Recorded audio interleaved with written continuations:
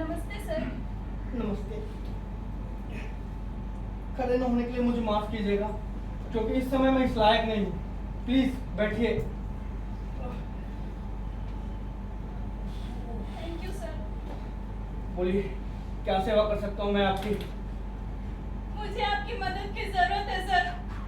मैं आपके आगे हाथ जोड़कर कहती हूँ, भगवान के लिए मेरी मदद करिए।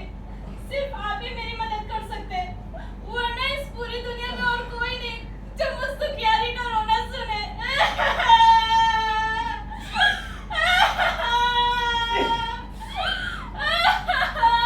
शांति से मैडम, शांति से प्लीज शांत हो जाइए, रोइए मत, प्लीज चुप हो जाइए।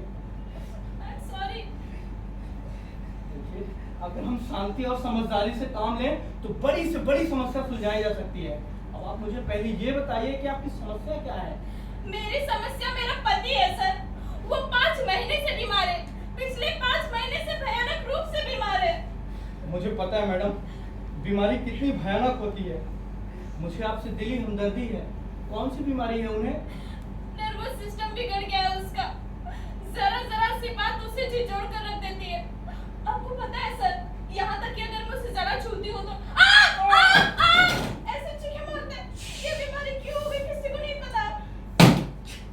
मुझे कुछ अंदाजा हो चला है, लेकिन आप आगे बताइए। लेकिन बिना रियल एक्शन के अगर हो सके तो। इधर वो बेचारा बिस्तर पर पड़ा था और उधर। अब दोबारा तो चीखने नहीं जा रही ना मैडम?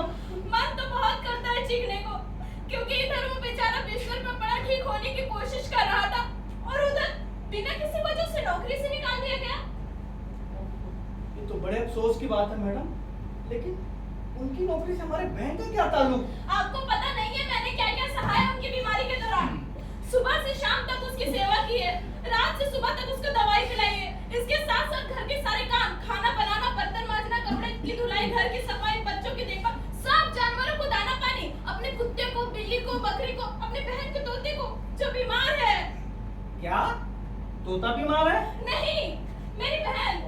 उसे चक्कर आते हैं। पिछले 1 महीने से उसे लगातार चक्कर आ रहे हैं और दिन पर दिन इसके चक्कर बढ़ते ही जा रहे हैं। तो बड़े अफसोस की बात है मैडम, लेकिन फिर भी। हाँ, लेकिन फिर भी मैं उसकी बहन हूँ। आप यही कहना चाहते हैं ना? लेकिन मैं कहाँ तक बर्दाश्त करूँ? मैंने उसका सब कुछ संभाल लिया था। उसका घर, उसके बच्चे, उसकी बकरी, उसकी बिल्ली, उसका तोता, उसका सब कुछ। एक दिन हुआ यूं, उसके तोते ने मेरे बच्चे की उंगली काट ली। फिर मेरी बिल्ली ने उसके तोते को काट लिया।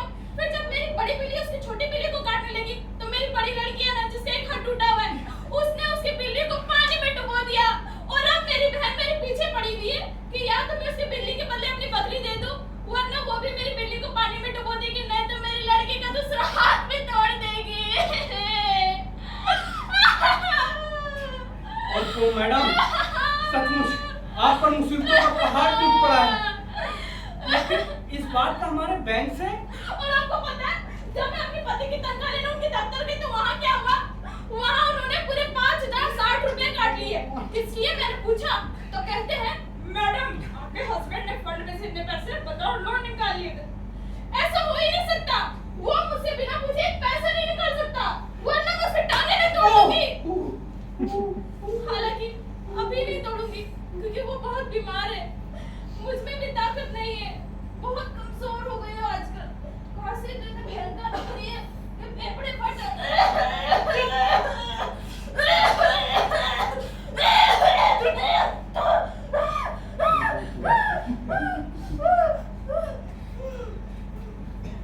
मुझे कुछ अंदाजा हो चला मैडम, पिछले 5 महीने से आपके पति ठीक क्यों नहीं हो पा रहे हैं।